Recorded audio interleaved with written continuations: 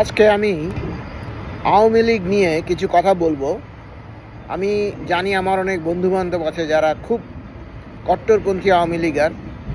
আমার family member আছে যারা আওয়ামী লীগের সমর্থক।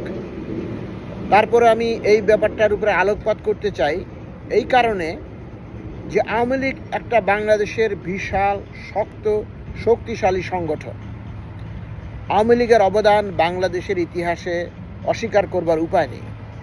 কিন্তু বর্তমান প্রেক্ষাপটে আওয়ামী লীগ যে স্থানে দাঁড়িয়ে আছে বা তাদের কার্যকলাপ এত স্বল্প পর্যায়ে পৌঁছে গেছে যে মানুষ এখন আওয়ামী লীগের কথা শুনতেই পারে না। যে আওয়ামী লীগ একসময় আমাদের স্বাধীনতার নেতৃত্ব দিয়েছিল, আজকে তাদের জনপ্রিয়তা শূন্যের কোঠায়। যাই হোক, আমি এই জিনিসটা বলতে চাই, আওয়ামী লীগে প্রচুর শিক্ষিত বুদ্ধিজীবী আছেন, ভালো লোক আছেন, যারা তাদের অবদান দিয়ে এই দলটিকে পুনর্গঠিত করতে পারেন। তবে আপনারা কিছুদিন আপনাদের কার্যকলাপ বন্ধ রাখেন, কারণ গত 15 বছরে আওয়ামী লীগ রং হ্যান্ডে পড়ে যে কী পর্যায়ে চলে গেছে সেটা সংস্কারের প্রয়োজন আছে। আমি বলবো, দেশের এই অন্তিম মুহূর্তে সরকারের বিরুদ্ধে না গিয়ে, জনগণের বিরুদ্ধে না গিয়ে, মিথ্যা প্রপাগান্ডা না করে আপনাদের নিজেদের দলকে সুসংগঠিত করেন।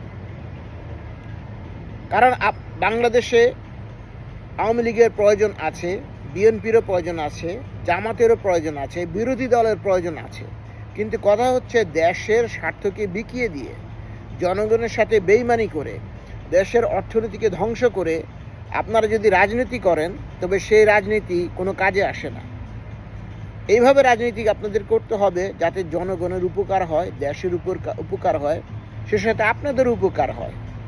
কিন্তু সেটা না করে যখন মানুষ জনগণের সাথে বেইমানি করে, তখন সে দলের কোনো অস্তিত্ব থাকে না।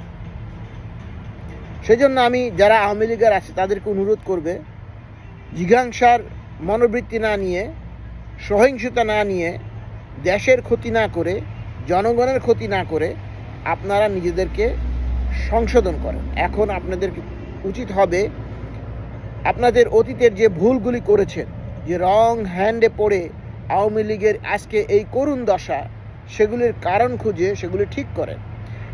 এবং আপনাদের দল থেকে যে মূর্খ, চোর, গুন্ডা, বদমাশ, খুনি যারা আছে তাদের দল থেকে বের করে দেন।